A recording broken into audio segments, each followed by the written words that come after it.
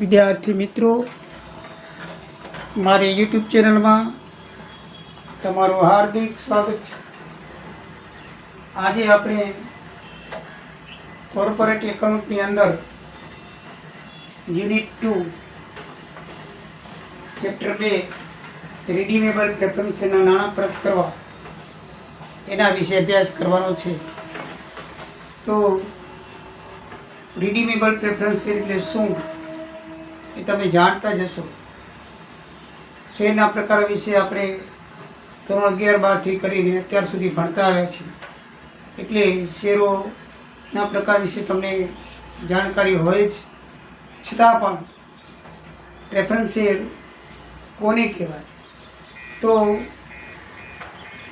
Redeemable preference share એટલે અમુક નિશ્ચિત મુદત દરમિયાન કંપની પોતાના જીવનકાળ દરમિયાન શેર હોલ્ડરને નાણાં પરત કરી શકે તેવા શેરને પ્રેફરન્સ શેર કહેવામાં આવે છે. રિડીમેબલ પ્રેફરન્સ શેર કહેવામાં આવે છે. એટલે કે ડિબેન્ચરના નાણાં જેમ આપણે પરત કરી શકીએ એવી રીતે રિડીમેબલ પ્રેફરન્સ શેરના પણ નાણાં પરત કરવા પડે છે. પરત કરતી વખતે કઈ જોગવાઈઓ ધ્યાનમાં રાખવી જોઈએ એ જોગવાઈનો ઉલ્લેખ કંપની એક્ટ 2030 અંડર સેક્શન 55 ની અંદર કરવામાં આવેલો છે. તો એમાં કઈ જોગવાઈઓ છે એ જોગવાઈઓને અનુસરી રિડીમેબલ પ્રેફરન્સ શેરની પરત ચૂકવણી થઈ શકે છે. કંપનીના આર્ટિકલ્સ ઓફ એસોસિએશનમાં આવા શેર બહાર પાડવાની સત્તા હોવી જોઈએ. એટલે કંપનીનો જે મેમોરેન્ડમ બનાવ્યો હોય એની અંદર રિડીમેબલ પ્રેફરન્સ શેર કંપની ભવિષ્યમાં ઈચ્છે તો બહાર પાડી શકશે એવી જોગવાઈ હોવી જોઈએ. જો જોગવાઈ ન હોય તો એ બહાર પાડી શકતી નથી. તે નિશ્ચિત સમય પછી પરત થઈ શકે છે અથવા કંપનીની મરજી મુજબ પરત થઈ શકે છે. સમય મર્યાદા 20 વર્ષની વધુ ન હોવી જોઈએ. તો આના નાણાં ક્યારે બહાર પરત કરી શકાય?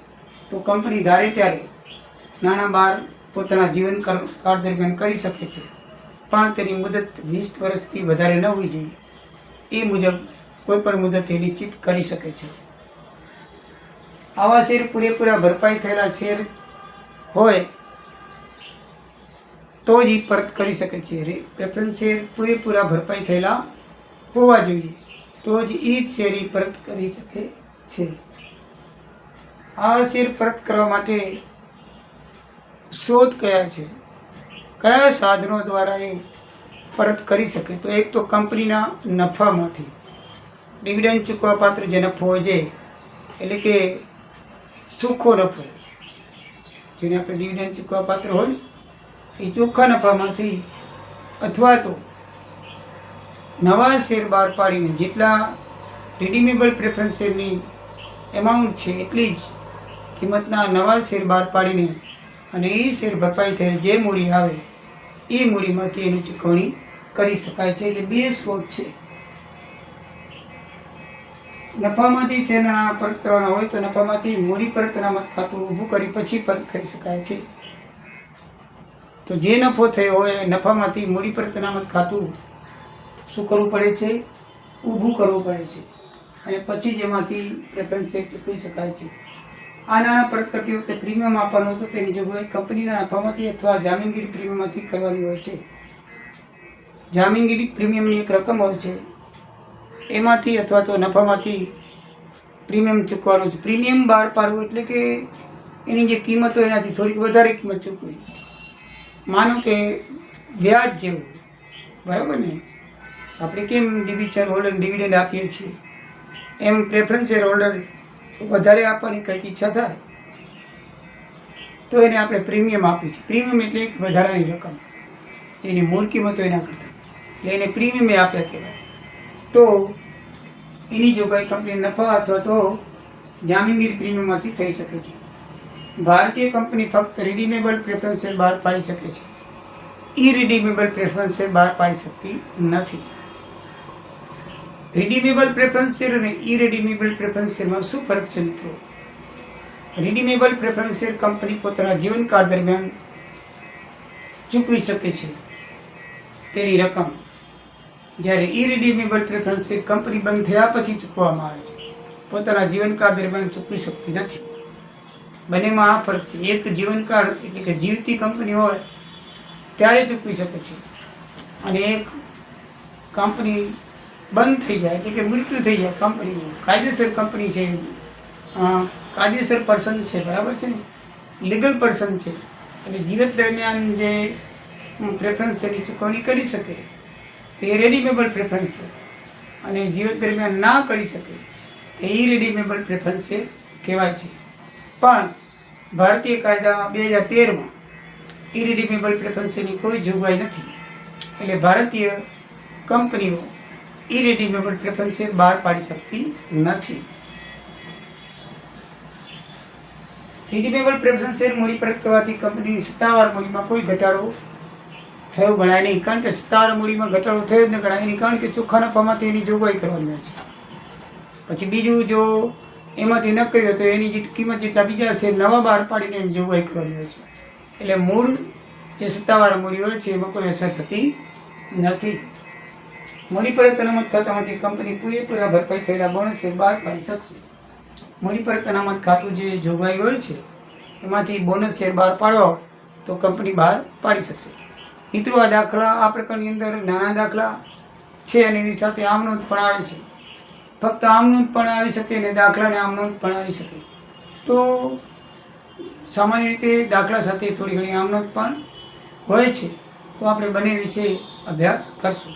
સૌથી પહેલાં આપણે આમનોંધો જોઈ લઈએ કે પ્રેફરન્સ શેર મૂળ કિંમતે બહાર પાડવાનો હોય ત્યારે, માનો કે પ્રીમિયમ ન આપવું હોય, મૂળ કિંમતે બહાર પાડવા હોય તો રિડીમેબલ પ્રેફરન્સ મૂડી ખાતે ઉધાર કરે છે અને લેનાર ખાતે જમા કરે તે પ્રેફરન્સ શેર હોલ્ડર ખાતે શું આવે છે? જમા થાય છે.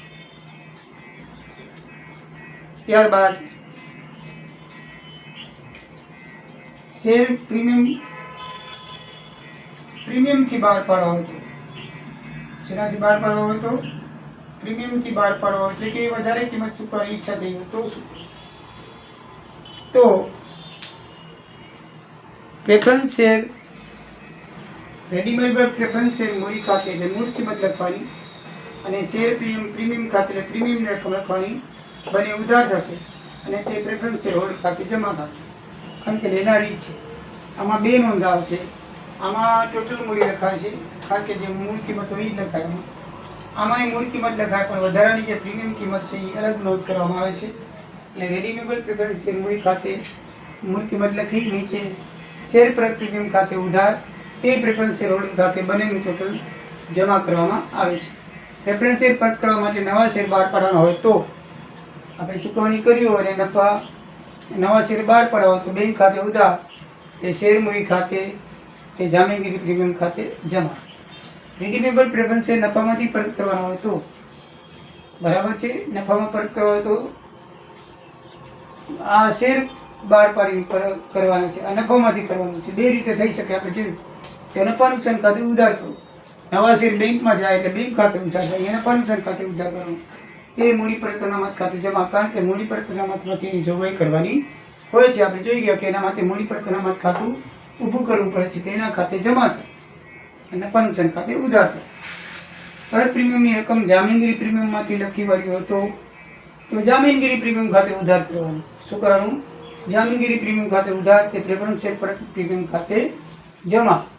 પછી પરત પ્રીમિયમની રકમ નફા નુકસાન ખાતામાંથી માનવી વાળી હોય તો, બરાબર છે, આપણે લખ્યું છે કે ભાઈ અહીંયા આપણે કીધું હતું કે જો નાણાં પરત કરવા હોય તો કંપની નફામાંથી અથવા તો જામીનગીરી પ્રીમિયમમાંથી કરી શકે. પ્રીમિયમ આપવું હોય તો આ પ્રીમિયમ આપવાની રકમ જામીનગીરી પ્રીમિયમમાંથી આપણે પ્રીમિયમની જોગવાઈ કરવી હોય. આ ઉપર જોયું ને આપણે, એ પ્રેફરન્સ શેર બેંક, આપણે નવા શેર બહાર પાડી અને રેડીમેબલ પ્રેફરન્સ શેર બહાર પાડીને કેવી રીતે ચૂકવાય એની આમનોંધ જોઈએ. હવે પ્રીમિયમની ચૂકવણીમાં બે રીત છે. એમાં પણ જામીનગીરી પ્રીમિયમમાંથી પ્રીમિયમ ચૂકવવું હોય અને નફા નુકસાન ખાતામાંથી પ્રીમિયમ ચૂકવવું હોય તો જામીનગીરી પ્રીમિયમમાંથી ચૂકવો તો જામીનગીરી પ્રીમિયમ ખાતે ઉધાર થાય, પ્રેફરન્સ શેર પરત પ્રીમિયમ ખાતે જમા થાય. અને તમે નફા નુકસાન ખાતામાંથી વાળવું હોય તો નફા નુકસાન ખાતે ઉધાર થાય. એ પ્રેફરન્સ શેર પર પ્રીમિયમ ખાતે જમા થાય. આ પ્રીમિયમની આમ નોટ છે અને આ બેંકમાંથી અને નફા ખાતામાંથી પ્રેફરન્સ શેર ચૂકવવાની મૂળ કિંમતે ચૂકવવાની આમ નોટ છે.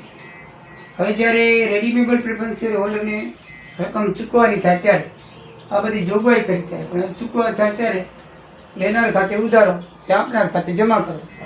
પ્રેફરન્સ શેર હોલ્ડર ખાતે લેનાર છે તે પ્રેફરન્સ શેર હોલ્ડર ખાતે ઉધાર તે બેંક ખાતે જમા. આપણે બેંકમાં રકમ જમા કરાવશું. બરાબર છે.